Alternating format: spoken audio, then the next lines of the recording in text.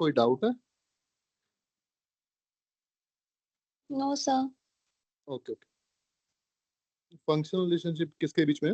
Income of consumer and demand for goods के बीच में। Generally if the level of income rises the consumer purchases more. मतलब देखा जाता है आम आम आम जिंदगी में कि जैसे जैसे कंज्यूमर की इनकम जो है वो बढ़ती है, वैसे वैसे वो मोर क्वांटिटी ऑफ गुड्स जो है परचेज करता है। If the level of income decreases he purchases less quantity of goods. It means there is a direct proportional relationship between income of consumer. Direct relationship का मतलब अगर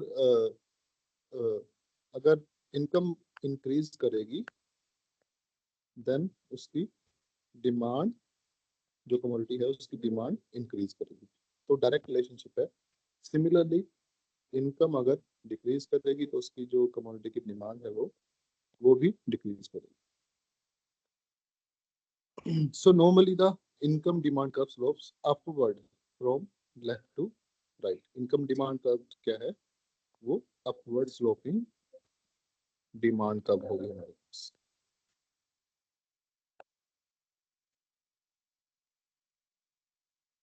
आगे exception देख लेते हैं। In case of superior goods और normal good the income demand curve slopes upward.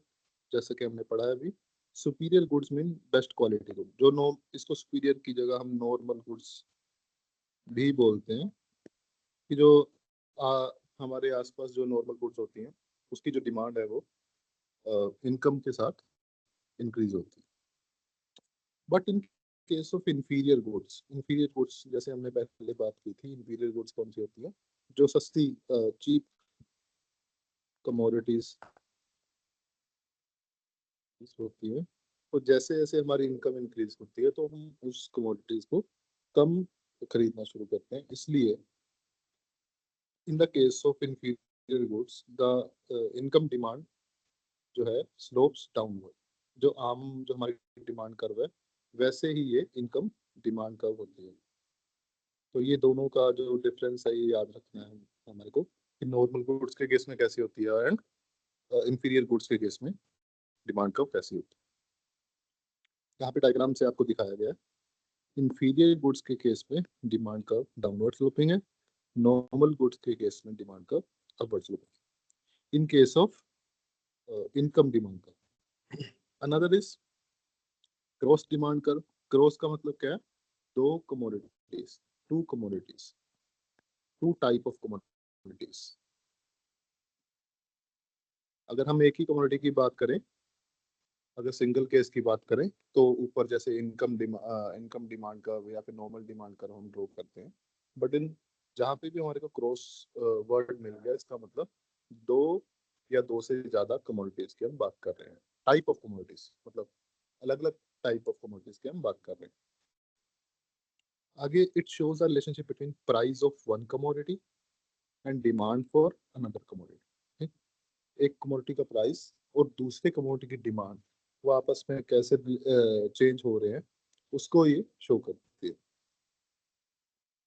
It means that demand for one commodity not only depend upon its price but also price of its substitute good and complementary goods. जैसा कि हमने पहले demand chapter में शुरू में पढ़ा था कि जो डिमांड है किसी भी कमोडिटी की वो उसके प्राइस के अलावा वो काफ़ी चीज़ों पे डिपेंड करती है, जैसे कि उसके सब्स्टिट्यूट गुड्स की प्राइस एंड उसके कॉम्प्लीमेंट्री गुड्स की प्राइस। तो इसको हम दो टाइप्स में बांट सकते हैं। It is upward from left to right in the case of substitute good. Substitute good के केस में डिमांड का डायग्राम में अगर आप देखोगे तो अपवर्ड स्लोपिंग है, अपवर्ड स्लोपिंग है, और कॉम्प्लीमेंट्री के गुड में डाउनवर्ड स्लोपिंग है। कॉम्प्लीमेंट्री के केस में डाउनवर्ड स्लोपिंग क्यों है? क्योंकि अगर किसी भी चीज का प्राइस, कॉम्प्लीमेंट्री गुड्स का प्राइस इंक्रीज होता है तो वो जो पहले वाले गुड है क्योंकि वो कॉम्प्लीमेंट्री और इकट्ठे कंज्यूम होंगे इसलिए दोनों इकट्ठे एक ही तरीके से बिहेव करते हैं। ऑन द अदर हैंड जो सब्स्टिट्यूट होते हैं वो वो उसके दोनों में कंपटीशन है कि हम कौन हमारे को खरीदेगा, राइट? तो जिसका प्राइस कम होगा लोग उसको ज्यादा खरीदेंगे। तो अगर दूसरी चीज का प्राइस बढ़ता है तो लोग उससे हटके उसके सब्स्टिट्यूट गुड्स को खरीदने लग जाते हैं। इसी की वजह से सब्स्टिट्यूट गुड के केस में जो डिमांड कर्व है वो अपवर्ड स्लोपिंग होता है। डेफिनेशन देख लेते हैं। If one good is used in the place of other good to satisfy the same want they are called substitute goods. Example tea and coffee, pen and pencil. In the case of substitute good, there is a direct proportional relationship between price of one commodity and demand for another commodity. ठीक है जी, direct proportional relationship होता है price of one commodity और demand another commodity. The gross demand curves in this case is upward sloping from left to right. Similarly, complementary goods अगर हम देखें तो उसमें two or more goods used jointly to satisfy the single want, they are called complementary goods. Example क्या हो सकती है? Milk sugar, milk and sugar, या फिर मिल्क एंड टी पाउडर। ठीक है, etcetera complementary for tea, cement, bricks, iron. घर बनाने के लिए क्या क्या जरूरी है? सीमेंट और ब्रिक्स। ठीक है, आयरन भी। अगर एक का प्राइस बढ़ गया, ठीक है, तो घर बनाना हमारे लिए महंगा हो जाएगा, तो लोग कम घर बनाएंगे। ठीक, तो ये सारी जो है कॉम्प्लीमेंट्री गुड्स है, इकट्ठे यूज हो रही है। In this case of complementary there is an inverse relationship between price of one commodity and demand for another commodity. So the gross demand in this case slopes downward from left to right. ये हमने देखी। आगे बात करते हैं change in demand and change in quantity demand. दोनों में क्या डिफरेंस है? चेंज इन डिमांड आपने वर्ड्स लिखने, और ये क्वांटिटी डिमांड है। सिर्फ एक ही वर्ड का फर्क है, पर इससे बहुत ज्यादा जो चेंज है वो हमको देखने को मिलता है। देखिए कैसे। एक को हम बोलते हैं extension and contraction of demand, दूसरे को बोलते हैं increase and decrease of demand. Extension and contraction of demand जो है, उस केस में there is no shift in demand curve.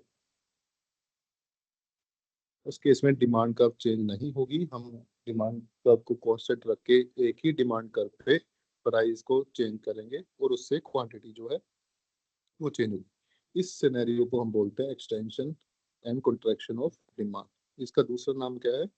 इसका दूसरा नाम हमने ऊपर अभी देखा, quantity demand.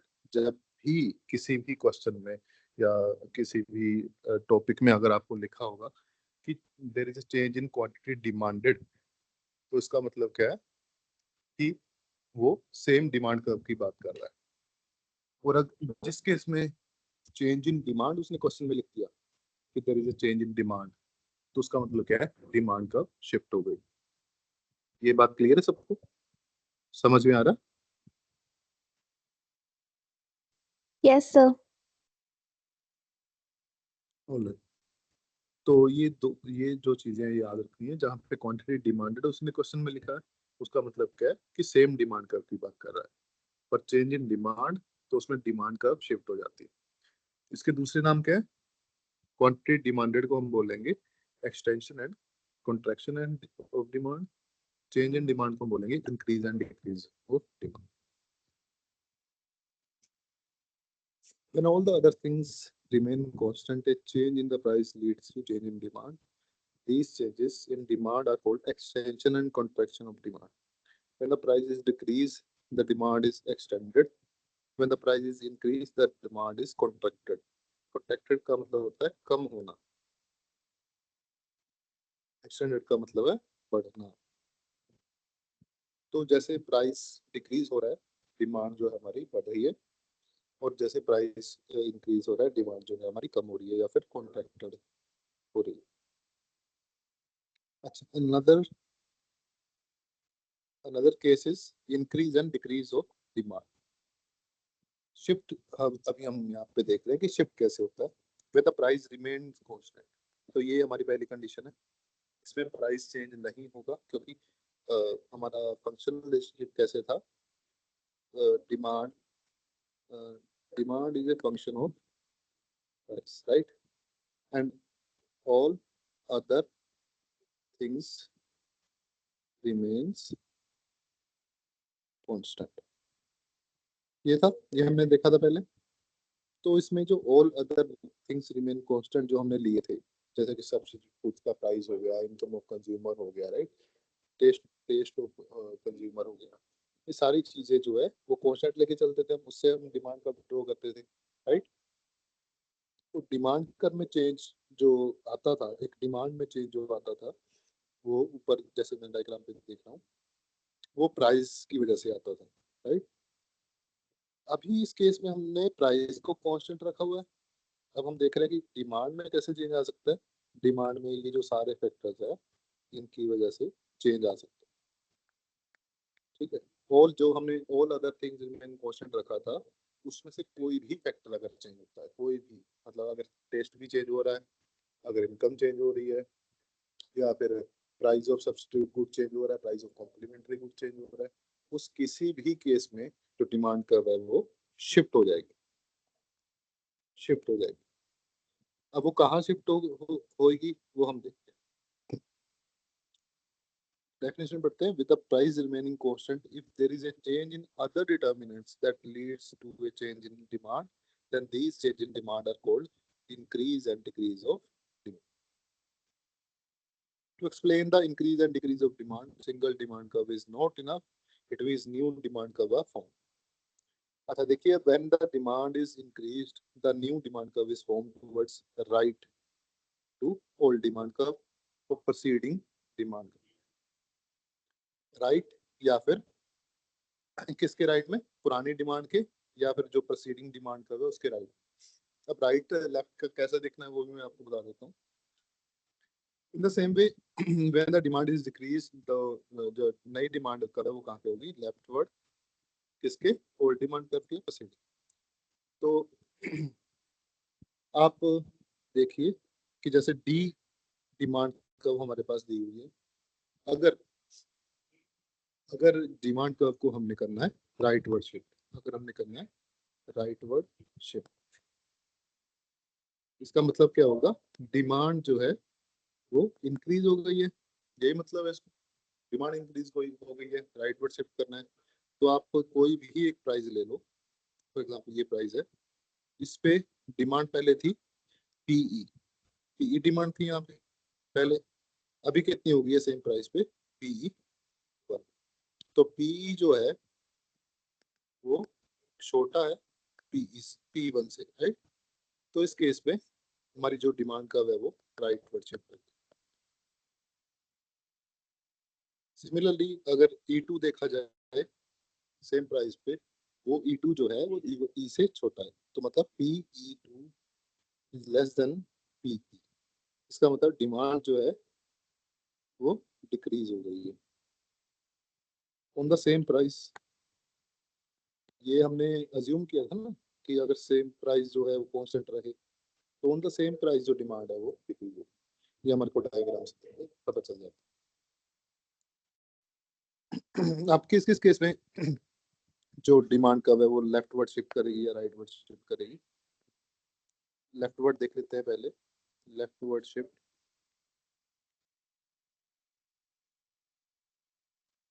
Negative change in taste, मतलब जो टेस्ट था कंज्यूमर का वो नेगेटिवली चेंज हो गया, मतलब उसको उसको कोई कोई खराब टेस्ट आने लग गया, या मार्केट में कोई अच्छा टेस्ट आ गया, तो उसकी वजह से ये लेफ्टवर्ड शिफ्ट हो जाएगी। और decrease in price of substitute, अगर मान लो कि हम चाय बेच रहे थे, तो उधर कॉफी का जो प्राइस है वो इंक्रीज हो गया, तो हमारी चाय जो है वो उसकी जो डिमांड है वो कम हो जाती है। Similarly increase in price of complementary good, ठीक है जी। कॉम्प्लीमेंट्री गुड का जो प्राइस है वो इंक्रीज हो गया, उसको उसकी वजह से जो हमारी डिमांड का है वो लेफ्टवर्ड शिफ्ट हो जाएगी। इसी तरह से आप राइटवर्ड शिफ्ट वाले मूवमेंट भी देख सकते हो, अगर एग्जाम में आए कि ये जो है हमारे पास डिक्रीज हुआ है प्राइस ऑफ सब्स्टिट्यूट, आप बताइए कि लेफ्टवर्ड शिफ्ट होगी या राइटवर्ड शिफ्ट होगी, ठीक है, तो आप कर सकते हो।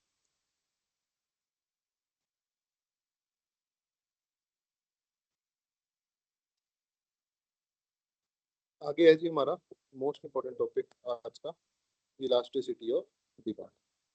इलास्टिसिटी ऑफ डिमांड, इलास्टिसिटी को आप एक जैसे रबर बैंड की मदद से समझ सकते हो। जैसे रबर बैंड को हम खींचते हैं, फॉर एग्जांपल ये मैंने खींच दिया रबर बैंड, जब इसको आप छोड़ोगे तो ये वापस अपने शेप में जाएगा, राइट। तो ये रबर बैंड कितना लचीला है, ये उसकी इलास्टिसिटी दिखाता है। ठीक, पढ़ते हैं डेफिनेशन, पढ़ते हैं सबसे पहले। इलास्टिसिटी मींस सेंसिटिवनेस या रिस्पॉन्सिवनेस, कितना सेंसिटिव है किसी चीज को लेके, कोई जो डिमांड है, प्राइस है, वो कितना सेंसिटिव है या रिस्पॉन्सिव है, कितना जल्दी वो रिस्पॉन्स करता है, कितना ज्यादा वो सेंसिटिव है, उसको कितना फर्क पड़ता है, right. Elasticity of demand means degree of response in demand. Degree of response, कैसे रिस्पॉन्स हो रहा है किसमें, डिमांड में।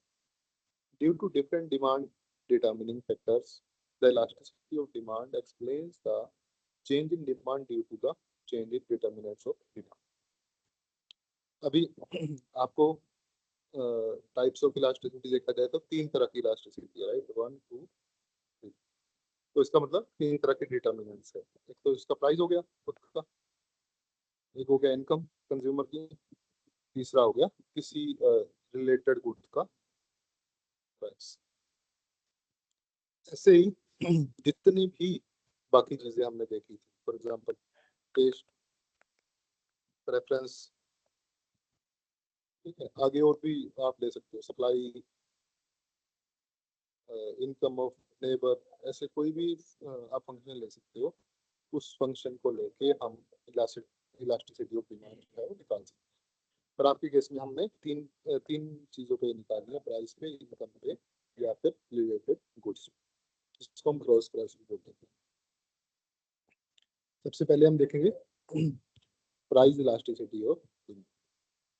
सबसे इम्पोर्टेंट इलास्टिसिटी ऑफ डिमांड जो है वो सबसे ज्यादा यूज होने वाली, वो है प्राइस इलास्टिसिटी ऑफ डिमांड। क्या शो करता है, show the relationship between proportionate change in the demand and proportionate change in the price. Proportionate change in demand and proportionate change in price. मैं अगर डेफिनेशन लिखता हूँ तो मैं कैसे लिखता हूँ डेफिनेशन इलास्टिसिटी की, परसेंटेज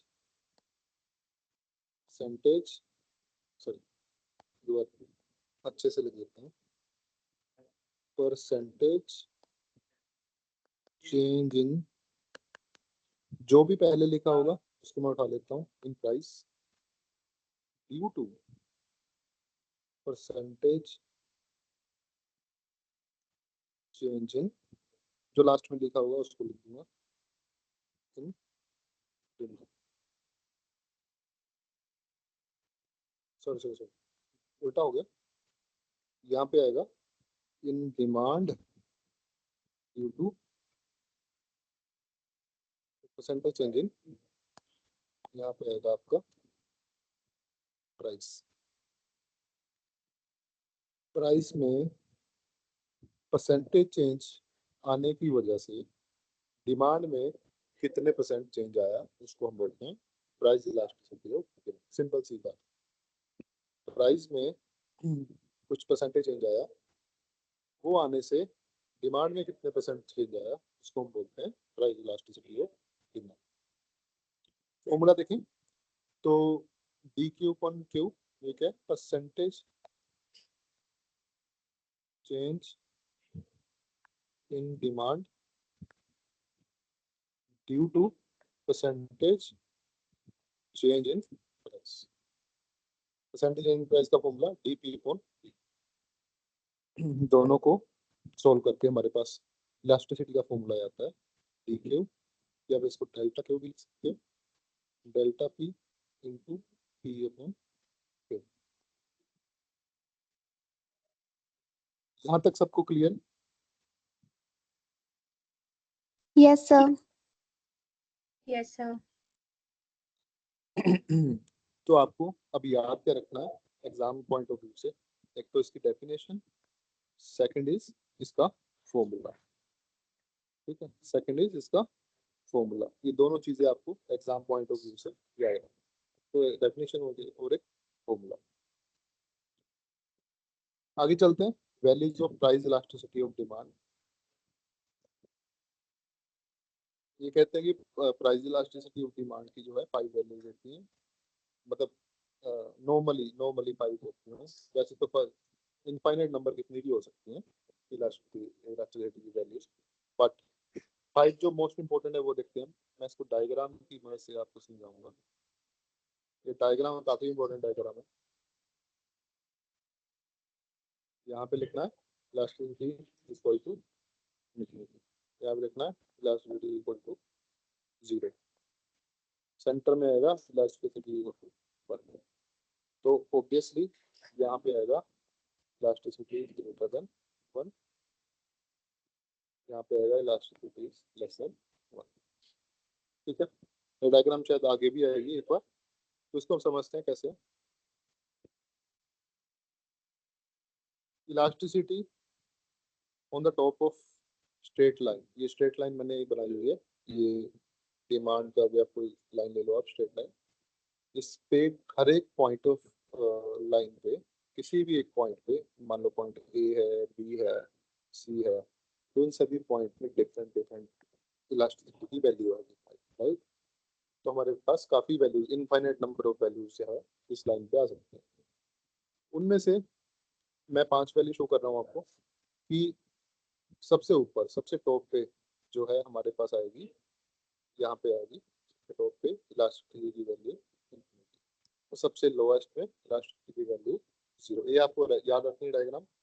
उसके बीच में आएगी 1, देन आएगी 1 और 0 के बीच में। आपको पता है कि 0 से लेके 1 के बीच में जो भी आएगा नंबर वो हमेशा 1 से छोटा होगा, उसको लिखते हैं यहाँ पे। ऐसे ही 1 से लेके इंफिनिटी के बीच में जो भी नंबर आएगा वो 1 से बड़ा होगा, उसके यहाँ पे लिखते हैं। सभी का एक नाम है स्पेशल, क्या क्या नाम है? इक्वल टू 0 को बोलते हैं हम परफेक्टली इनइलास्टिक डिमांड, है ना, जो भी है। इक्वल टू 1 को बोलते हैं unitary elastic demand. Is less than 1 उसको क्या बोलते हैं? Relatively inelastic demand, similarly relatively elastic demand। Equal to infinity को क्या बोलेंगे? Perfect elastic demand. तो इस तरह से हम प्राइस इलास्टिसिटी ऑफ डिमांड को डायग्रामेटिकली शो करते हैं। अब हम इस सबके केस में जाएंगे धीरे धीरे करके कि कैसे जो है ईच टाइप ऑफ डिमांड जो है वो वेरी करती है। सबसे पहले हमारे पास है perfectly elastic demand, EP is equal to infinity। Perfectly elastic का मतलब क्या है, मैं सीधा डायग्राम पे आपको समझाता हूँ। ये हमारे पास एक्स एक्सिस हो गई और दूसरी तरफ हमारे पास वाई एक्सिस हो गई, ठीक। जो डिमांड है, ये डिमांड कर्व है, demand curve parallel to X axis, ठीक है। अब अगर प्राइस जो है पी है, उससे थोड़ा सा भी प्राइस चेंज हो रहा है, कुछ 0.0000001% भी अगर प्राइस चेंज हो रहा है, तो उससे डिमांड जो है वो इनफाइनाइटली चेंज हो रही है। डिमांड कितनी चेंज हो रही है? इनफाइनाइटली, ठीक है, क्योंकि ये परफेक्टली इलास्टिक डिमांड है।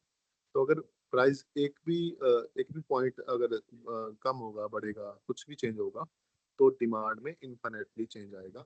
इसलिए इसीलिए इसका जो इलास्टिसिटी है वो कितनी है? इनफाइनाइट है, ठीक। और इस केस में याद रखना है कि डिमांड कर्व जो है parallel to O X axis या फिर एक्स एक्सिस होगी, ठीक। डिमांड का parallel to axis X axis.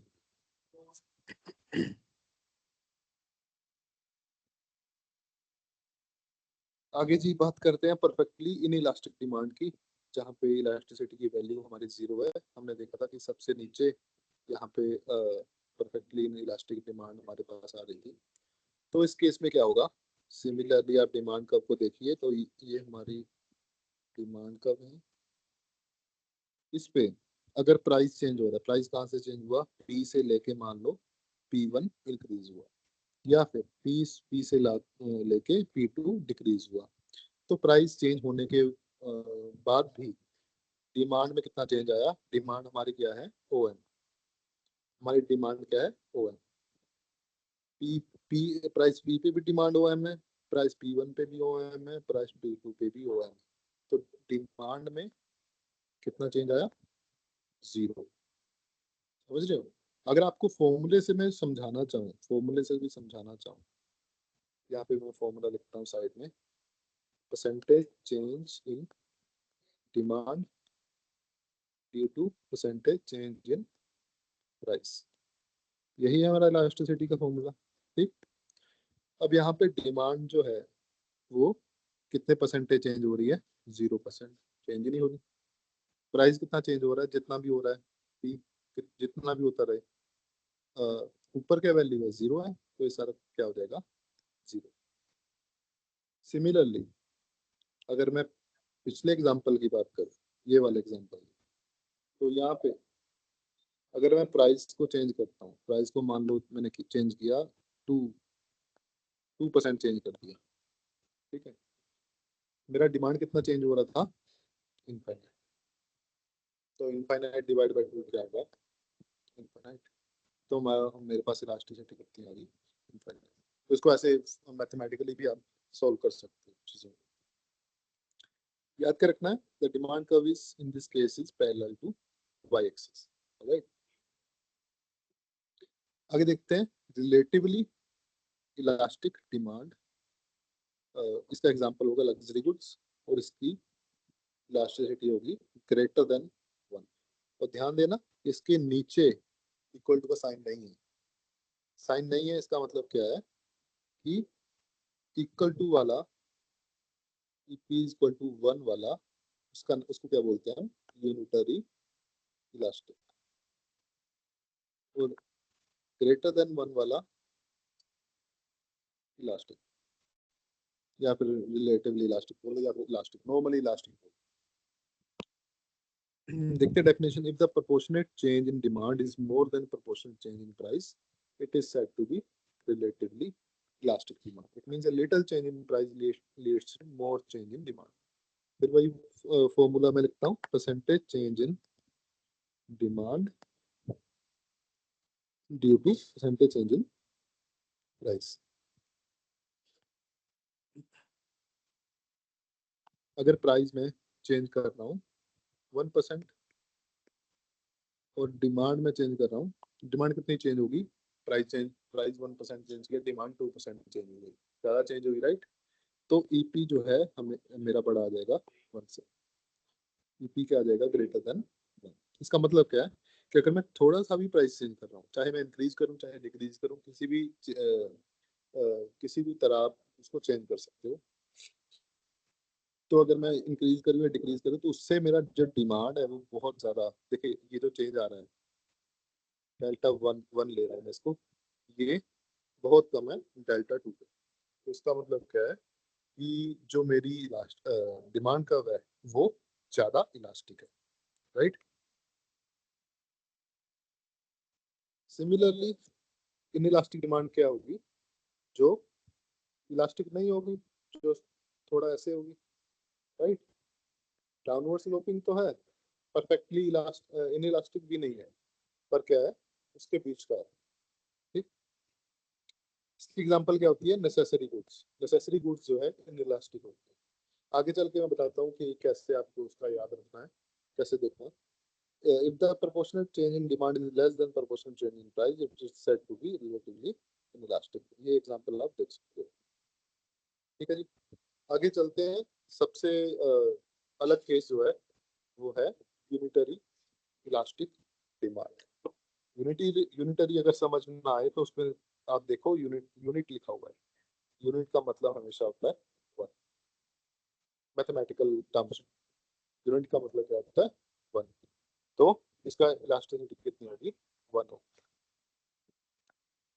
आगे पढ़ते हैं। Proportional change in demand is equal to the proportional change in price. बराबर हो जब percentage change in demand due to percentage change in price, ये दोनों बराबर हो हमेशा।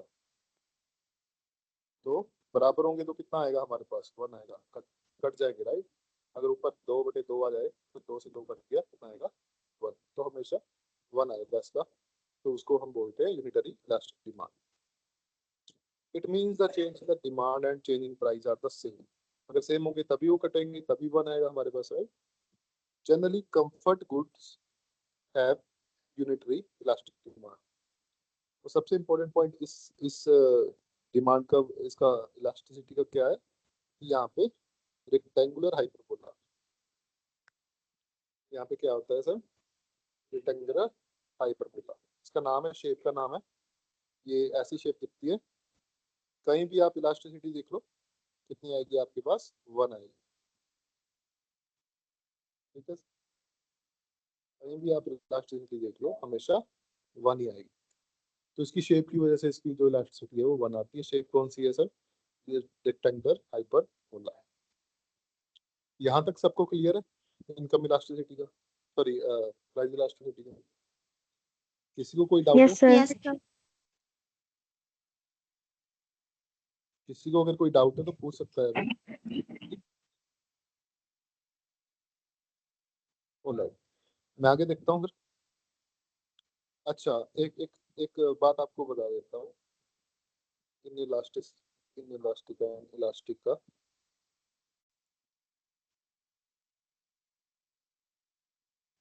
इलास्टिक एंड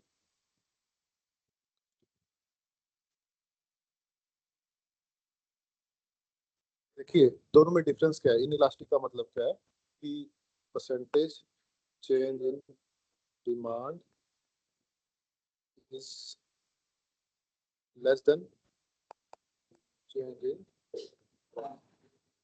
और यहाँ पे दूसरी तरफ इलास्टिक में percentage change in demand is more than percentage change in price। तो इसको हमने देखा था लग्जरी गुड्स, यहाँ पे देखा था नेसेसरी गुड्स राइट। ये आपको पता होगा, आपने पढ़ा भी होगा। अब नेसेसरी गुड्स क्यों दी हमने? क्योंकि आप सोच के देखो कि आपको जीने के लिए क्या जरूरी है? रोटी, कपड़ा एंड मकान राइट। तीन चीजों का आप नाम सुनते हैं। इनमें से किसी भी चीज की एग्जांपल ले लो, वो क्या होगी? इनइलास्टिक होगी। कि अगर उसके प्राइस में बहुत ज्यादा चेंज आ गया, मान लो कि आज रोटी जो है 100 रुपये से बढ़ के आटा 300 रुपये हो गया, क्या आप रोटी खाना छोड़ दोगे? नहीं छोड़ सकते। क्यों? क्योंकि वो नेसेसरी है, उनको जीना, उसके जीने के लिए जरूरी है। तो अगर प्राइस ज्यादा चेंज हो भी जाए तो भी हम उस चीज को कंज्यूम करने से, डिमांड करने से नहीं रोकते। जैसे कि ऑयल है, पेट्रोल डीजल है ना, पेट्रोल। तो ये जो ऑयल है हमारी जिंदगी के लिए एनर्जी प्रोड्यूस करता है। गाड़ियाँ चलती हैं, ट्रक चलते हैं, बाइक चलती है, स्कूटी चलती है राइट। तो पेट्रोल का प्राइस अगर 100 रुपये से बढ़ के 110 भी हो जाए तो क्या आप स्कूटी चलाना छोड़ दोगे? नहीं, कोई नहीं छोड़ेगा। क्यों? क्योंकि वो एसेंशियल एक नेसेसिटी बन चुका है आज के समाज के लिए। तो उसकी जो डिमांड होगी वो क्या होगी? इलास्टिक होगी या इलास्टिक होगी? वो होगी इनइलास्टिक राइट। लग्जरी गुड्स के केस में जैसे जैसे हमारे पास पैसे आते हैं, किसी चीज का प्राइस बढ़ता है। मान लो कि आज बर्गर खाने का हमारा मन है। बर्गर जो है हमारे लिए एक लग्जरी आइटम, ठीक है। बर्गर का प्राइस कितना है? मान लो 100 रुपये। वो बढ़ के कितना हो गया? 500 रुपये। तो क्या आप खाओगे? नहीं खाओगे, कोई भी नहीं खाएगा। कोई भी सेंसेबल बंदा जो है 500 रुपये का कोई बर्गर नहीं खाएगा। क्यों? क्योंकि वो एक लग्जरी आइटम है, वो उसको जिंदा रहने के लिए जरूरी नहीं है, वो उसके बिना भी काम चला सकता है। इसलिए लग्जरी गुड्स के केस में जो डिमांड का है वो हमारी इलास्टिक होती है, और नेसेसरी गुड के केस में वो जो है इनइलास्टिक होती है। ये पॉइंट क्लियर हो गया सबको? Yes, sir. Yes, sir. Okay, आगे चलते हैं। इसी जो ये जो मैंने क्राइटेरिया बताया आपको, जैसे मैंने समझाया, इसको आप किसी भी इलास्टिसिटी ऑफ डिमांड, चाहे वो इनकम की हो, चाहे वो क्रॉस हो, है ना, किसी जगह भी आप इसको लगा के देखोगे तो आपको उसका आंसर मिल जाएगा। अगर आपको नहीं भी आता है, मैं कह रहा हूँ आपको याद भी नहीं है कि आंसर क्या है, आप इस तरीके से सोचोगे, से सोचोगे तो आपको उसका आंसर मिल जाएगा। आगे बढ़ते हैं जी। Income elasticity of demand, it shows a proportionate change in demand with respect to proportionate change in income.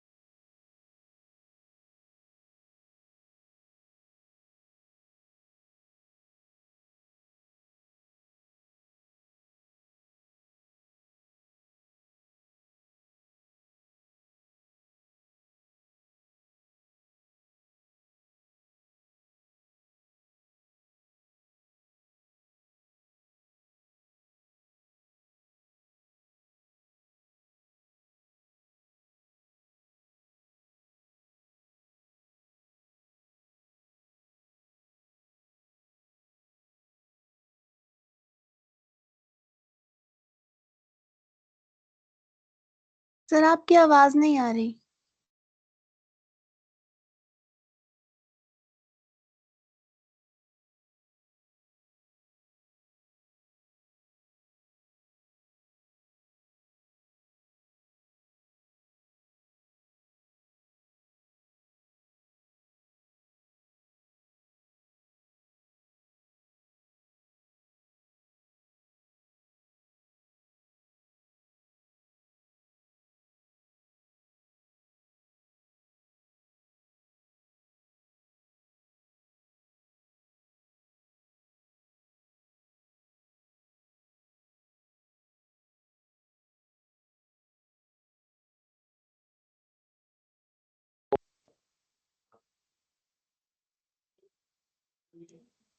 अभी चेक करो, अभी आ रही है आवाज? Yes sir. Yes, sir. अच्छा, मेरे को कोई बताएगा कहाँ से आवाज कटी थी ताकि मैं वहां से शुरू कर सकूं?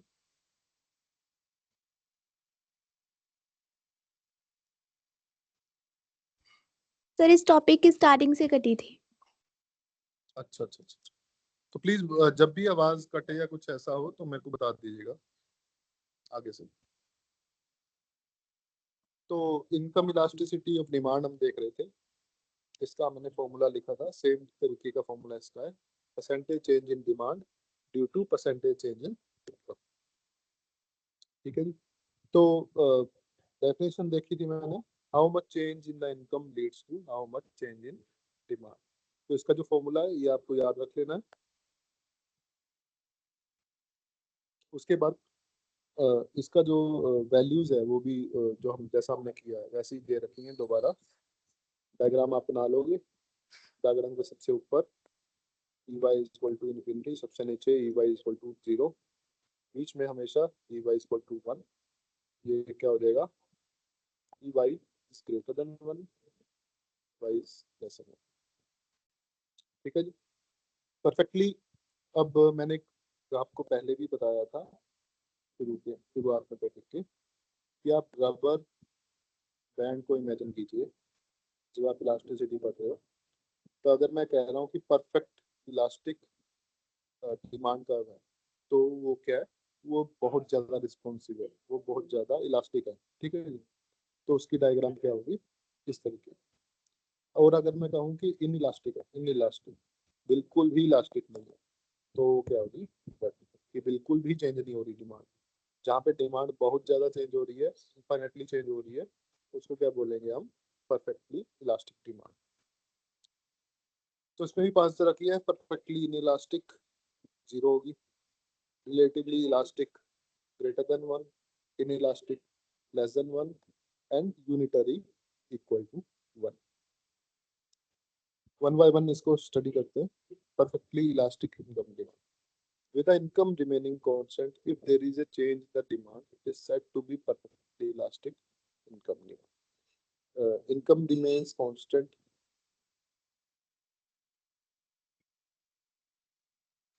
अच्छा, वही डायग्राम की बात की है कि अगर मान लो इनकम जो है वाई कांस्टेंट है, फिर भी डिमांड में चेंज हो रही है, इनफाइनाइटली चेंज हो रही है, उसको क्या बोलते हैं? Perfectly elastic demand.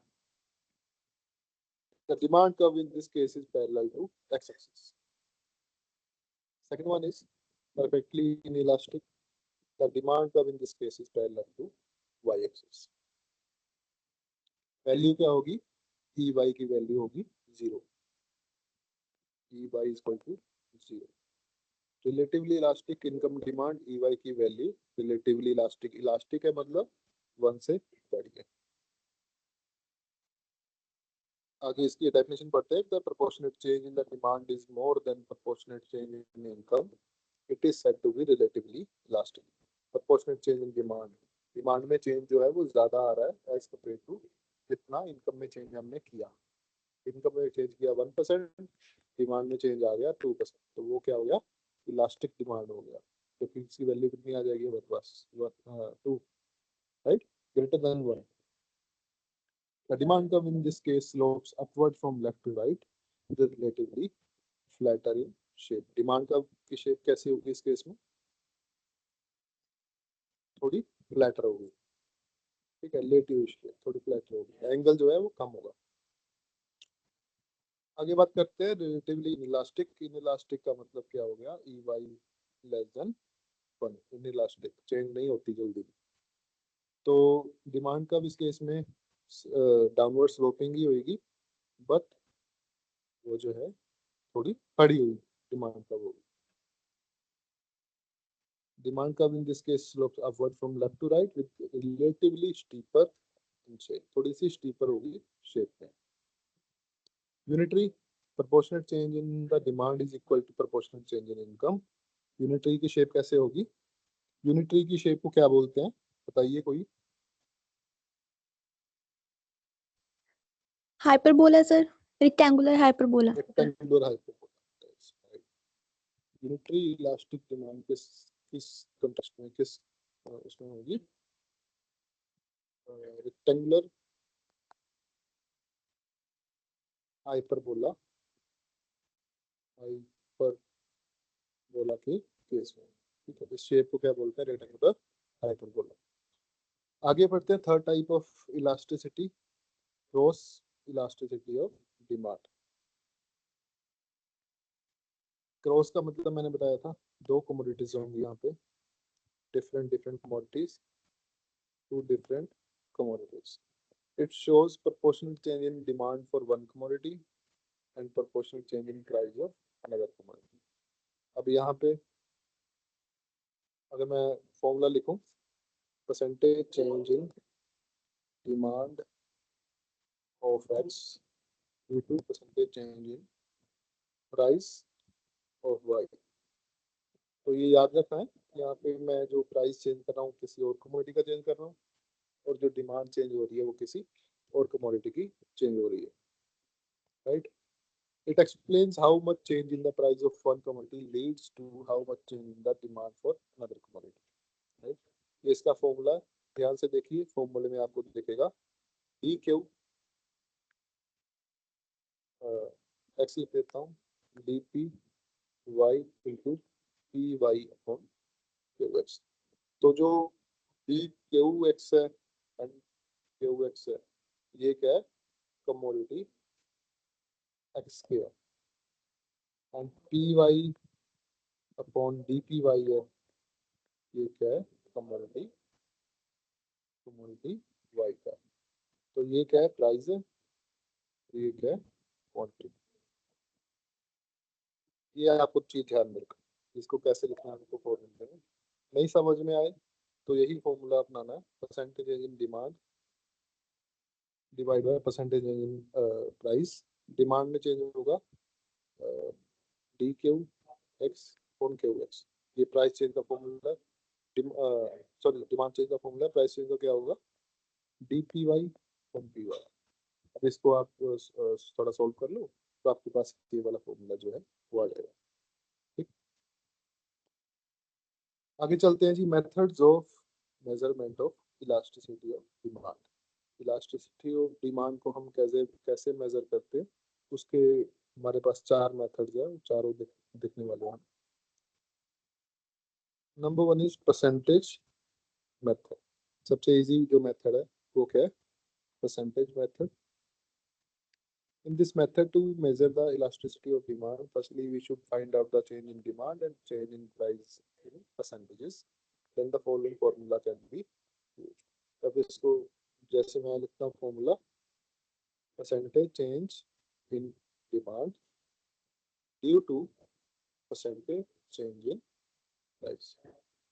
बस आपको ये डिमांड एंड प्राइस का परसेंटेज चेंज बताना चाहिए, दोनों को डिवाइड करो और आपके पास आ जाएगा elasticity of demand. Number two is total outlay method. इसका दूसरा नाम टोटल एक्सपेंडिचर मेथड भी है। अगर आपको एग्जाम में टोटल एक्सपेंडिचर मेथड आप पूछ ले तो आपको कंफ्यूज नहीं होना। Total expenditure method. In this method, on the basis of relationship between price and total expenditure, elasticity can be decided। कैसे डिसाइड करते हैं प्राइस और टोटल एक्सपेंडिचर? पहले आपको ये डायग्राम समझा देता हूँ। इस टेबल में, ये जो टेबल है इसमें मैंने लिया है प्राइस, मैंने लिया डिमांड। ये मेरे पास मान लो दो चीजें दे रखी थी, प्राइस और डिमांड। प्राइस जो है धीरे धीरे वो कम हो रहा है। आप देखोगे 9 से 8, 8 से 7, 6, 5, 4, और उसकी जो डिमांड है कोरस्पोंडेंटली हमारे को दे रखी है। 9 पे कितनी डिमांड थी? 40, 8 पे 50, ऐसे 7 पे 7। तो हम देख पा रहे हैं कि जैसे जैसे प्राइस कम हो रहा है डिमांड हमारे पास रिलेटिवली बढ़ रही है। टोटल आउटले कैसे आएगा हमारे पास? इन दोनों को मल्टीप्लाई करके। ठीक है, दोनों को मल्टीप्लाई करके आ जाएगा हमारे पास टोटल आउटले। टोटल आउटले मतलब एक्सपेंडिचर। कि अगर हम प्राइस 9 है, अगर प्राइस 9 है और हमने 40 यूनिट खरीद लिए तो हमारा कितना खर्चा हो गया? 360 का। तो खर्चा या फिर एक्सपेंडिचर हमको एक साइड पे लिख देना। अब देखते हैं कैसे मेजर करते हैं। इफ द टोटल एक्सपेंडिचर, देखिए the total expenditure increases with the falling of the price. If the total expenditure increases with the falling of price and decreases with the raising of price, it is said to be relatively elastic demand। अब हम जो हमने table बनाया था उसमें देखते हैं कि कहाँ पे हमारे को रिलेटिवली इलास्टिक डिमांड दिख रही है। 360 से बढ़ के 400 हो गया, 400 से 420 हो गया, 420 के बाद 420 रहा, फिर 400, फिर 360। तो कहाँ तक बढ़ रहा है ये? 420 तक। तो ये क्या पोर्शन क्या हो गया?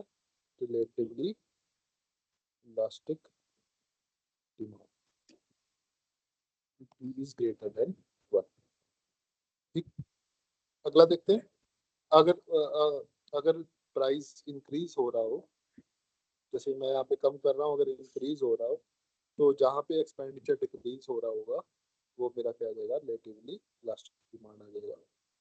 विद टोटल एक्सपेंडिचर, सेकंड देखते हैं, with total expenditure remaining constant the increase और decrease in price is set in unitary elastic. Yes, अच्छा, टोटल एक्सपेंडिचर क्या रहेगा जी? कांस्टेंट रहेगा। किस केस में है ये? दो केस में, 420, 420। इस केस में जो हमारा एक्सपेंडिचर है वो कॉमन है, तो हमारे पास यूनिटरी इलास्टिक डिमांड आ जाएगी, जिसका फॉर्मूला आता है EP = 1। Next is total expenditure decrease with the falling of the price. Total expenditure क्या कर रहा है? डिक्रीज कर रहा है। इसकी वजह से falling of the price, price भी कम हो रहा है, एक्सपेंडिचर भी डिक्रीज कर रहा है। अगर प्राइस भी बढ़ रहा है तो एक्सपेंडिचर भी बढ़ रहा है। उस केस में क्या होगा हमारे पास? इलास्टिक डिमांड, इसका फॉर्मूला होता है, सॉरी इलास्टिक होगा, इलास्टिक यहाँ पे इनइलास्टिक आएगा, राइट। यहाँ पे क्या आएगा बच्चों, इनइलास्टिक। रिलेटिवली अच्छा अलग अलग लिखते हैं ना, हाँ सही है, इनइलास्टिक, इनइलास्टिक डिमांड। उसके बाद करते हैं अगला मेथड, पॉइंट मेथड।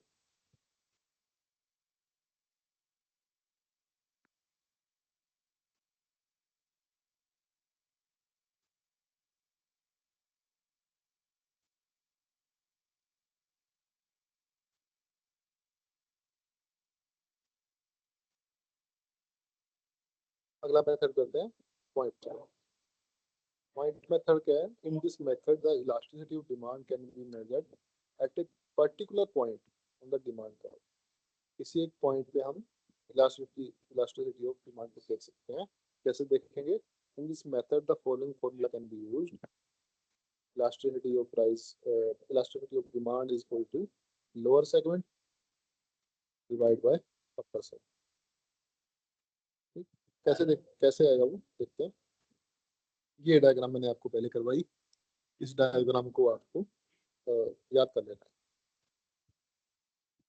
एक बार। इसको हम लिख भी लेते हैं। यहाँ पे आएगा perfect inelastic, perfect elastic.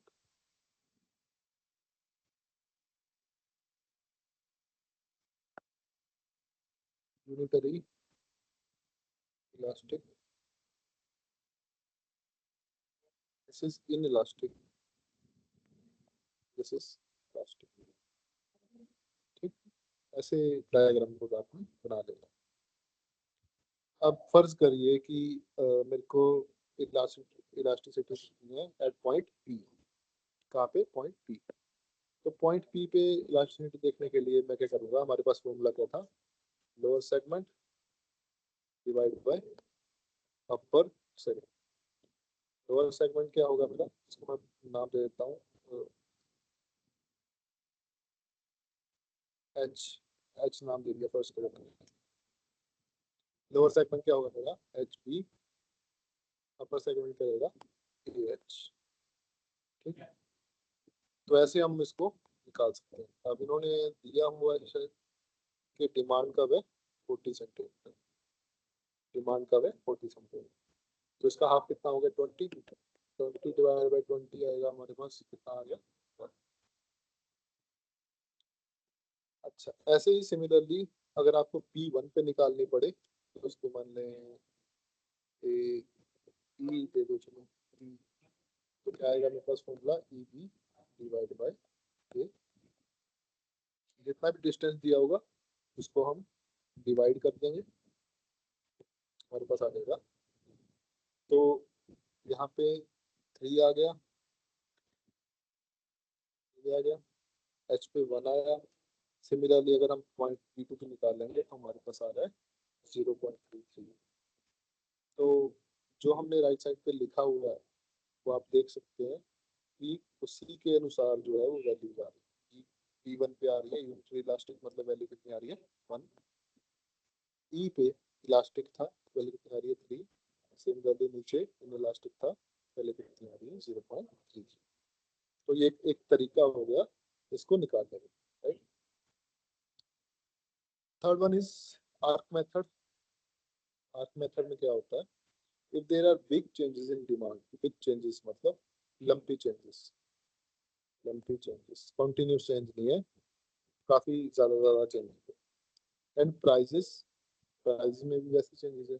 It is not possible to measure the elasticity of demand by the point method, so the arc method is introduced. In this method formula following formula use किया जाता है। और इस case में आपको हमेशा ही 2 प्राइसेस and 2 demands there arc method को अप्लाई करने के लिए। ठीक, P1 हो गया आपके पास, ये हो गया आपके पास P2, हो गया K1, ये हो गया K2। ये फॉर्मूला आपने देखना, change in demand divide by first demand and second demand. उसके बाद डिवाइड करना है सारे को, change in price, first price plus second price. इस फॉर्मूले में आपको, नीचे वाले फॉर्मूले में आपको, ये फॉर्मूला आपको याद होना चाहिए, इस फॉर्मूले में आपको वैल्यूज पुट कर देनी है, बस आपके पास आंसर आ जाएगा। अब एक और इम्पोर्टेंट पॉइंट आपको मैं बताना चाहूँगा, आपके पास कुछ वैल्यूज जो है वो नेगेटिव आई, नेगेटिव, ठीक है, कुछ वैल्यूज जो है आपके पास नेगेटिव आई। अब नेगेटिव वैल्यू क्यों आ रही है, कोई बता सकता है? सर नेगेटिव रिलेशन के करके। यस, कई बुक्स में, कई जो आप पढ़ते हो उसमें दिया होगा कि ये हमेशा पॉजिटिव है, तो हमने हमेशा ही अगर नेगेटिव वैल्यू आ रही है तो नेगेटिव लेके चलनी है। आपके एग्जामिनेशन में अगर उन्होंने -2 पूछा हुआ है तो अगर -2 वैल्यू आ रही है तो वो सही वैल्यू है, 2 सही वैल्यू नहीं है। माइनस का मतलब बस इतना सा है कि ये शो करता है कि नेगेटिव रिलेशनशिप है डिमांड का। अगर ये डिमांड कर्व की जगह सप्लाई कर्व होती तो ये क्या था, पॉजिटिव वन। ठीक है, बस इतना सा फर्क है। आगे हम बात करते हैं relation between AR, MR and price elasticity. उसके पहले किसी को भी कोई डाउट हो किसी भी तरीके का तो मेरे को पूछ सकता है, जो भी मैंने करवाया अभी तक।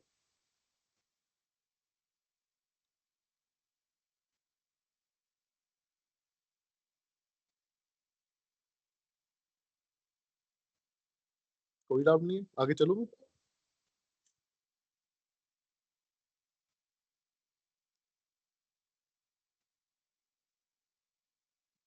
आपको मेरी आवाज आ रही है? Yes, sir. ओके, आगे है जी हमारे पास relationship between average revenue, marginal revenue and price elasticity of demand. मैं इसके पूरे उस पर नहीं जाऊंगा कि कैसे कैसे हम इसको ड्राइव कर रहे हैं, बस आपको ये फॉर्मूला पता होना चाहिए, MR is equal to price bracket में 1 - 1 फॉर P। और ये हमेशा याद रखना कि 1 के नीचे कुछ नहीं है। इसको आप ऐसे भी लिख सकते हो, E - 1 अपॉन P। ये काफी इंपॉर्टेंट फॉर्मूला है, इसको हमेशा याद रखना। इसके बेसिस पे न्यूमेरिकल भी आ सकते हैं अगर ज्यादा डिफिकल्ट पेपर बनाना चाहें तो, या फिर ये फॉर्मूला सीधा भी पूछ लिया जा सकता है, या फिर इस फॉर्मूले के और कैसे पूछ सकते हैं। मान लो कि मैंने ये लिखा प्राइस इक्वल टू MR, ये भी सेम फॉर्मूला, ठीक है। वो कंफ्यूज करने के लिए उसने प्राइस को उधर ले गया, MR को इस साइड ले आया, और जो वैल्यूज है वो ऊपर नीचे आ गई, ठीक है। तो ये तीनों ही फॉर्मूले एक ही फॉर्मूले हैं, बस आपको कंफ्यूज करने के लिए वो डिफरेंट डिफरेंट तरीके से दिखा सकता है इसको। जो ई है यहाँ पे क्या है, price elasticity city of demand. P है आपके पास प्राइस, MR है आपके पास मार्जिनल रेवेन्यू।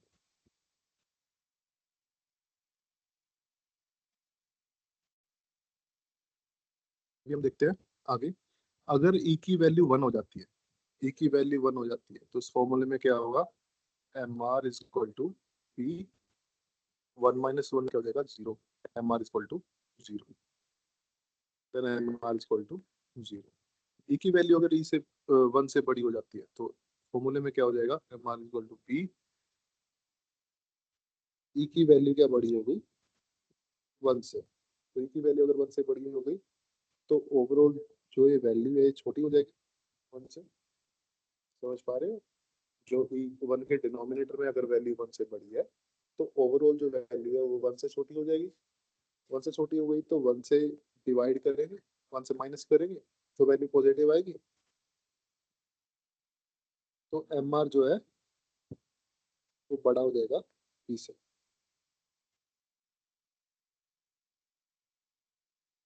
या फिर P छोटा हो जाएगा MR। ठीक है, इसको ज़्यादा कॉम्प्लिकेट नहीं करते हैं वैसे। इसको छोड़ देंगे, जितना आपको दिया गया है कि if e is greater than 1 then mr is equal to this greater than 0, if e is less than 1 then mr is less than 0। ठीक है, अगर e हो गया इन्फिनिटी या फिर 1 अपॉन इन्फिनिटी कितना होता है, 0 होता है। ये याद रखना है अपने मैथमेटिकल टर्म्स में, 1 अपॉन इन्फिनिटी कितना होता है, 0 होता है। तो अगर e की वैल्यू मैंने यहाँ पे 0 पुट कर दी, e की वैल्यू सॉरी इन्फिनिटी पुट कर दी, किस केस में, परफेक्टली इलास्टिक डिमांड के केस में, तो उस केस में एम आर क्या हो जाएगा, इक्वल टू प्राइस। क्यों, 1 माइनस 0, तो M R equal to price हो गया हमारे पास। ये 3-4 कंडीशन है जो आपको याद होनी चाहिए। ठीक है, आगे मैं देखता हूँ। This analysis show that a firm should produce that level of output corresponding to which price elasticity of demand is relatively elastic.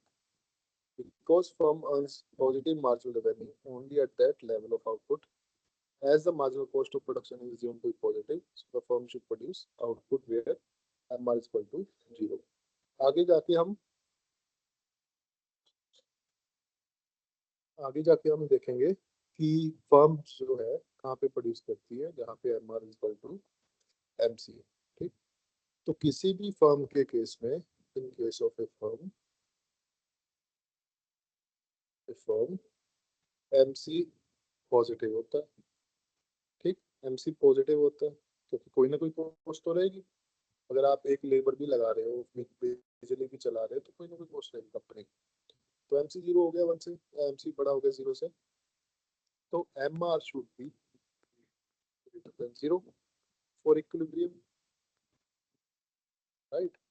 तो जहां पे MR 0 हो जाएगा, MR 0 किस केस में होगा, MR 0 है, मैं कह रहा हूँ कोई कंपनी फर्म जो है वो प्रोड्यूस कर रही है, उसका MR 0 है, तो इसका मतलब क्या निकलेगा, उसका MC भी 0। MC कभी नेगेटिव नहीं होगा। अगर MC कभी नेगेटिव नहीं होगा तो MR भी कभी नेगेटिव नहीं होना चाहिए। तो कंपनी कहाँ तक प्रोड्यूस करेगी, जहां तक MR जो है वो पॉजिटिव है, या ज्यादा से ज्यादा वो 0 हो जाए। ठीक, आगे देखते हैं importance of elasticity of demand, कहाँ कहाँ पे इम्पोर्टेंट रोल जो है ये अदा करती है। सबसे पहला है business decision. Elasticity of demand को देख के बिजनेसेस के काफी डिसीजन हम लेते हैं। if the product has more elastic demand if the product has more elastic demand, the businessman fixes less price। more elastic demand किस चीज की होती है, लग्जरी आइटम्स। तो ठीक है, तो लग्जरी आइटम्स में कंपटीशन काफी होता है, तो बिजनेसमैन क्या जाएगा कि कम प्राइस रखूं मैं। लग्जरी आइटम का मतलब ये नहीं है कि जो सुपर लग्जरी आइटम की बात कर रहा है ना, जो बैग 2-2 लाख का है, वो उसकी बात नहीं कर रहा हूँ। जो नेसेसिटी से हटके जो भी चीज है उसको मैं लग्जरी में नहीं। फॉर एग्जांपल एसी जो है वो लग्जरी का बात है। The businessman fixes less price, उसको कम प्राइस रखना पड़ता है क्योंकि वो ज्यादा सामान बेचना चाहता है। ठीक है, लेस इलास्टिक मतलब कम प्राइस पे वो ज्यादा डिमांड क्रिएट करता है। if the product has less elastic demand, he will fix the more price। अगर इनइलास्टिक डिमांड है, इनइलास्टिक डिमांड है, तो उसको पता है कि उसका बंदा कहीं और नहीं जाएगा, ये सामान उसको लेना ही पड़ेगा। ठीक है, नेसेसिटी है, तो वो क्या करता है, वो हाई प्राइस चार्ज करता है उसके लिए।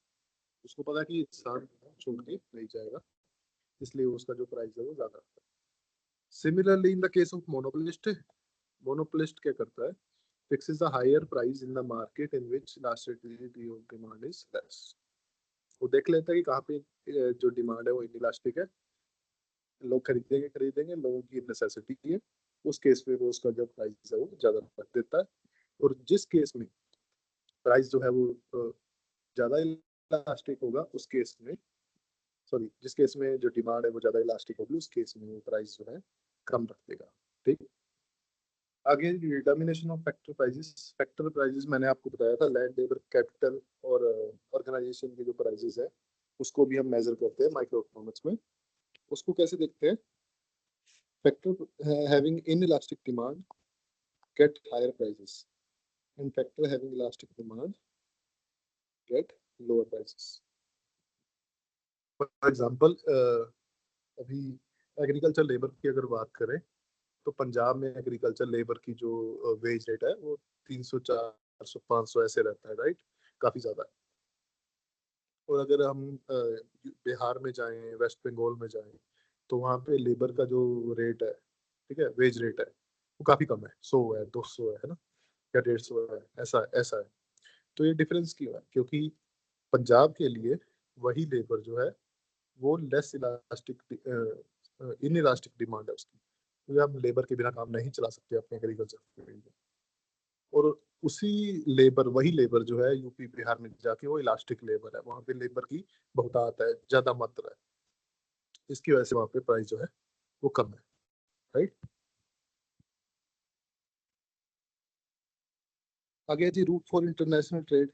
If demand for export of a country is in elastic, export, मान लो कि मैं हूँ इंडिया, ठीक है, इंडिया का मैं एक्सपोर्टर हूँ।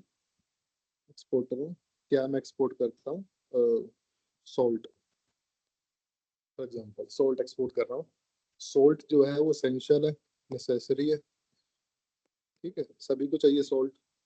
तो उसकी डिमांड जो है इनइलास्टिक है, तो मेरे को वो फेवरेबल होगा। Favourable terms of trade. Terms of trade क्या होती है? कंट्रीज के बीच में जो एक्सपोर्ट और इम्पोर्ट के प्राइजेस हैं उसके बेस पे टर्म्स ऑफ ट्रेड सेट होती है। जिसकी टर्म्स ऑफ ट्रेड ज्यादा अच्छी होंगी उसको ज्यादा मुनाफा होगा एक्सपोर्ट करने, राइट? तो उस कंट्री को क्या होगा? फेवरेबल टर्म्स ऑफ ट्रेड वो इंजॉय करेगी। while if the export are more elastic than import, then the country will lose the terms of trade. अब इंडिया के केस में हम क्या एक्सपोर्ट करते हैं? हम एक्सपोर्ट करते हैं IT services, BPOs, agriculture commodities etcetera, ठीक। इनमें से इनमें से सिर्फ एग्रीकल्चर कमोडिटी जो है वो क्या है? इनइलास्टिक है, क्योंकि सभी को खाना खाना है, जो वर्ल्ड हमसे इंपोर्ट करता है सभी को खाना खाना है। और जो आईटी सर्विसेज बीपीओ है वो क्या है? इलास्टिक है, ठीक। तो जितनी ज्यादा इनइलास्टिक हम चीजें सप्लाई करेंगे वर्ल्ड को, उतना ज्यादा हमारे को एज ए कंट्री फायदा होगा, राइट? आगे, to the government, the concept of elasticity of demand also enable the government to decide as to what particular industries should be declared as public utilities to be taken over and operated by the state. For example, मैं बात करूं कि पहले telecom industry की ना, telecom industry आपको पता होगा कि अभी जियो है, ठीक है, एयरटेल है, देन बीएसएनएल है, एक और है आइडिया। तो बीएसएनएल जो है गवर्नमेंट कंपनी है। तो जब ये सारे, कोई प्लेयर नहीं था, जियो नहीं था, एयरटेल नहीं था, आइडिया, तो गवर्नमेंट को टेलीकॉम को ऑपरेट करना है। तो क्योंकि टेलीकॉम सेक्टर एक एक कॉस्टली सेक्टर है, ठीक है, वहाँ पे इलास्टिक इन इलास्टिक तरह का प्रोडक्ट है वो। एक बार जिसने ले लिया तो वो कंटिन्यू करेगा उसको, उसके बिना रह नहीं सकता वो। तो गवर्नमेंट क्या करती है? गवर्नमेंट वहाँ पे बीएसएनएल को सेटअप कर देती है, क्योंकि उसको पता है कि इन इलास्टिक अगर प्रोडक्ट मैं प्राइवेट कंपनीज के हाथ में दे दूंगा तो उससे लोगों को खतरा होगा, ठीक है, लोगों का प्राइसेस बढ़ जाएंगे, तो वो कार्टेल बना ले, ऐसा कुछ भी हो सकता है। तो इसके लिए सरकार जो है प्राइस इलास्टिसिटी ऑफ डिमांड का भी सहारा लेती है कि वो कितना इलास्टिक प्रोडक्ट जो है वो बेच रही है।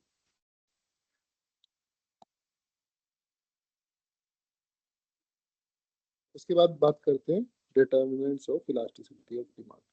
इलास्टिसिटी ऑफ डिमांड को कैसे डिटर्मिन करें? अच्छा, ये जो डिटर्मिनेंट है ये काफी इंपॉर्टेंट है आपके एग्जामिनेशन पॉइंट ऑफ व्यू से, तो इसको जरा ध्यान से पढ़िएगा।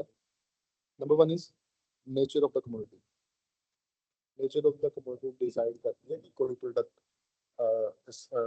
इलास्टिक है, इनइलास्टिक है, यूनिटरी है या फिर परफेक्ट है, right?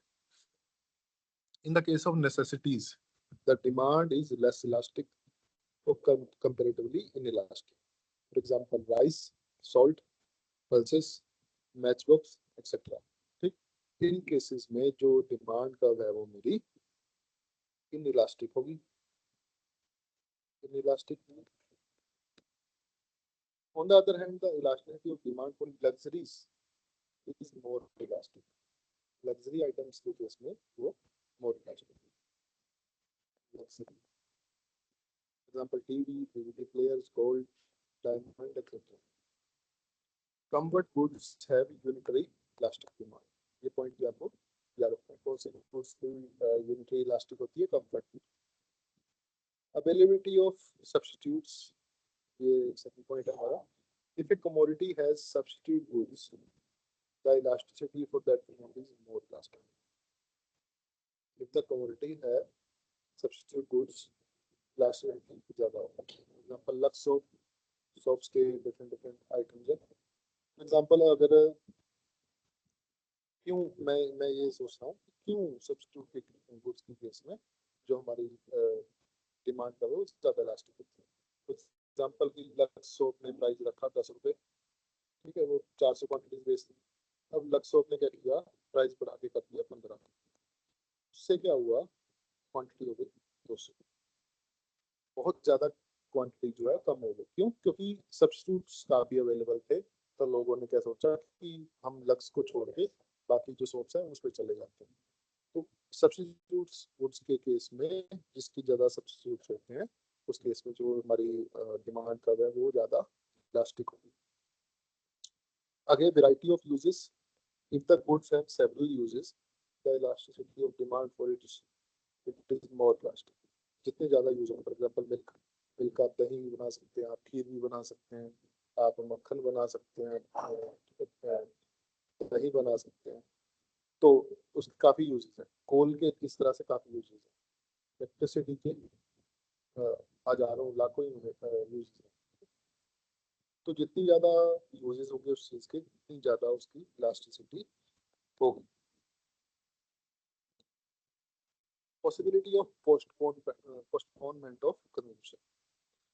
There are certain goods which can be postponed for purchase, जिसको postpone किया जाता है. For example, आपने मान लो कि लैपटॉप लेना है या फिर टीवी लेना है ना, तो क्योंकि वो जरूरी एसेंशियल आइटम नहीं है उसको पोस्टपोन किया जा सकता है. In case of these goods, the demand is elastic. इस केस में जो डिमांड है वो इलास्टिक होती है. लोग सोचते हैं कि अगर आज में हमारे को महंगा लग रहा है तो कोई बात नहीं, हम अगले साल या फिर जब सेल आएगी ऑनलाइन तब हम ले लेंगे. But in the case of life saving medicine, the demand will B elastic. कोई जान बचाने वाली मेडिसिन है तो उसकी जो डिमांड होगी वो इनइलास्टिक होगी, क्योंकि उसके बिना हम जिंदा नहीं रह सकते. तो हमारे पास और कोई चारा नहीं बचता, उसको हम पोस्टपोन नहीं कर सकते, राइट? आगे जी durable goods. In the case of durable goods, the elasticity of demand will be less. जितनी ज़्यादा ड्यूरेबल गुड होगी उसकी जो इलास्टिसिटी ऑफ डिमांड उतनी कम होगी. But in case of perishable goods, elasticity of demand will be more. Perishable का मतलब क्या होता है? जो जल्दी खराब हो जाती है, जैसे सब्जियां हो गई हमारी, है ना, दूध हो गया, ऐसी आइटम्स होगी जो जल्दी जिसको खराब हो जाती है. और ड्यूरेबल गुड्स क्या होगी? जो सालों साल चलती है. फॉर एग्जाम्पल आपका टीवी हो गया, आपका फ्रिज हो गया, है ना, ऐसी आइटम्स होगी वो क्या है, लंबे समय के लिए आप खरीदते हैं. आगे है जी, यहाँ तक सबको समझ में आ गया इलास्टिसिटी ऑफ डिमांड वाला चैप्टर? इसमें कोई डाउट हो तो पूछ सकता है. ओके मैम, मैं आगे चलता हूँ. Theory of consumer behaviour. सबसे पहले कंजम्पशन किसको बोलते हैं हम? Consumption is defined as the satisfaction of human wants, satisfaction of human wants through the use of goods and services. किसको सेटिस्फाई करने के लिए? वांट्स को सेटिस्फाई करने के लिए हम जो भी गुड्स एंड सर्विसेज का यूज करते हैं उसको क्या बोलते हैं? कंजम्पशन. डिटर्मिनेंट क्या क्या होते हैं? कंजम्पशन कैसे वेरी करती है? जैसे मैंने बताया था y equal to C plus S consumption plus saving. तो प्रेजेंट इनकम बहुत इफेक्ट डालती है, सबसे ज्यादा इफेक्ट डालती है कंजम्पशन पे। फ्यूचर इनकम, आने वाले समय में क्या मेरे को इनकम हो सकती है, वो भी इफेक्ट करती है। वेल्थ इनकम, मेरे पास कितनी वेल्थ है, उससे भी कंजम्पशन जो है इफेक्ट होती है। Next concept is concept of consumer surplus. Consumer surplus किसने दिया था? Alfred Marshall. Concept is derived from law of diminishing marginal utility. किससे ड्राइव होता है? Law of diminishing marginal utility. Consumption consumer surplus का फॉर्मूला क्या होता है? Difference between willing price and actual price. Willing price क्या होता है कि कोई कंज्यूमर कितना ज्यादा प्राइस देना चाहता है, ठीक है, वो होता है उसका विलिंग प्राइस। उसका दूसरा फॉर्मूला भी है demand price minus market price. अभी आपको मैं कंज्यूमर सरप्लस का थोड़ा ब्रीफ इंट्रोडक्शन दे देता हूँ।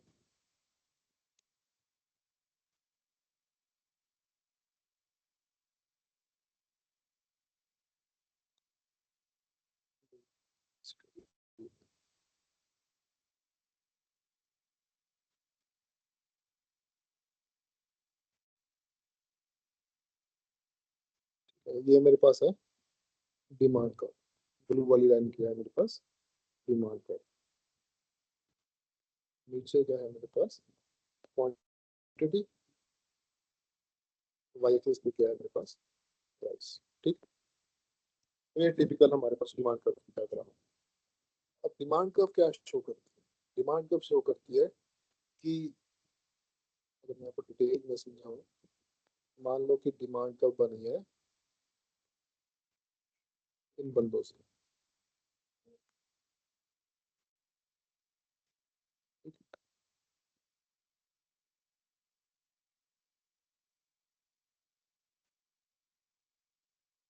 कंज्यूमर 1 2 3 4 5 6।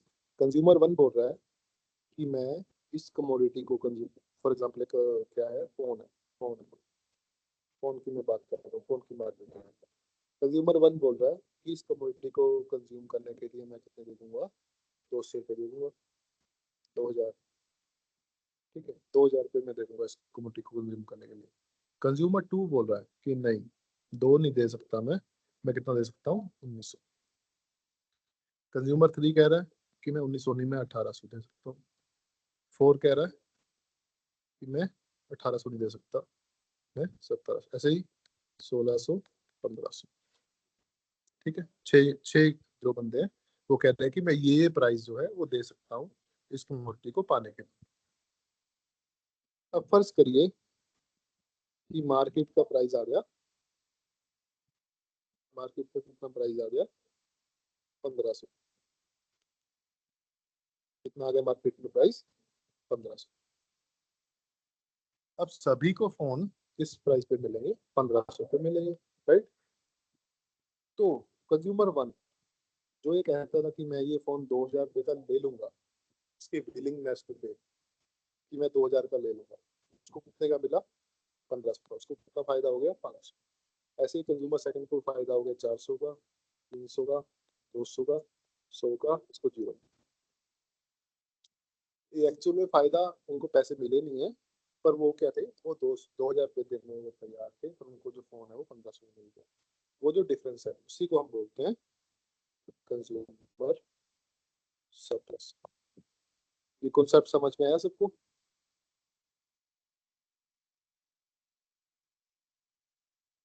आवाज आ रही है? Yes, sir.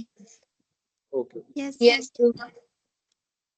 तो ये जो डिमांड कर्व के नीचे जो ये शेडेड रीजन है, अब समझ में आ रहा है ना ये इसको क्यों बोलते हैं कंज्यूमर सरप्लस?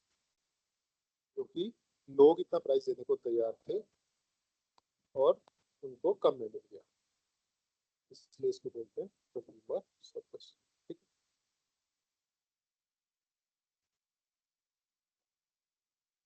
डेफिनेशन देखते हैं, the excess of price which a consumer would be willing to pay. Consumer would be उसने पे नहीं किया पर वो पे करना चाहता था for a thing rather than go without the thing and over what he actually did. ठीक है, तो ये क्या होगी डेफिनेशन कंज्यूमर सरप्लस। अभी आप देखोगे कि law of diminishing marginal utility भी यहाँ पे लग रहा है, उसी से आया हुआ है ये। ठीक है, डिमांड का डाउनवर्ड स्लोपिंग क्यों है, law of diminishing marginal utility. Law of diminishing marginal utility पढ़ते हैं।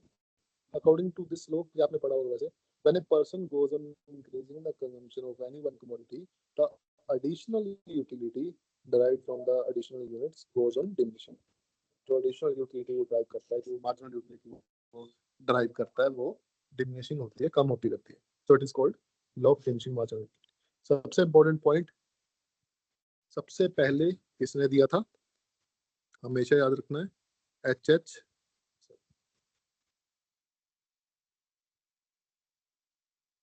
सबसे पहले किसने दिया था, एच एच गोसन।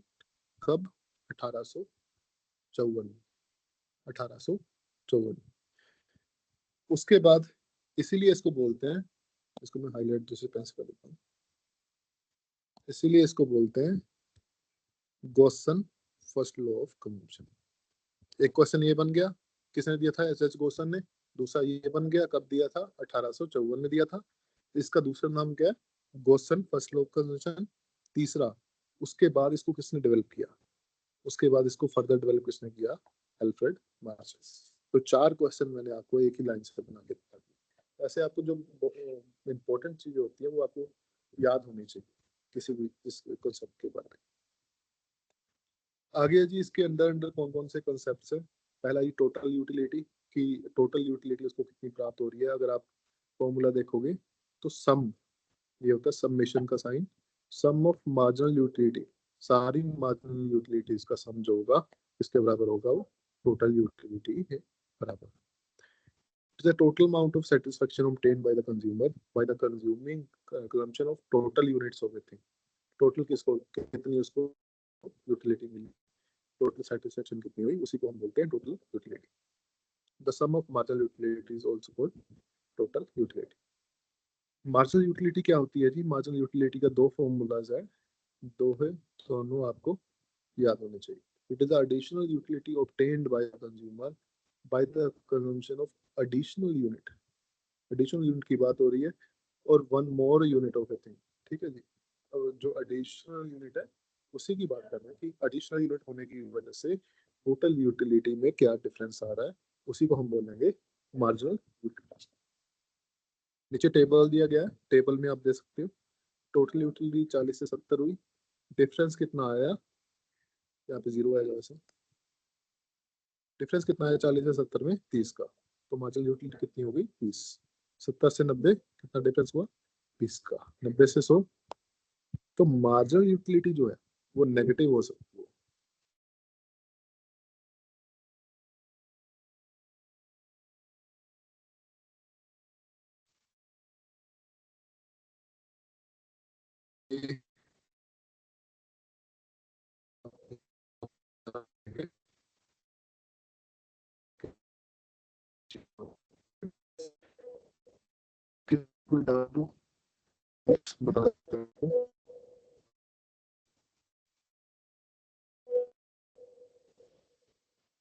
अभी तो आवाज आ रही है ना मेरी।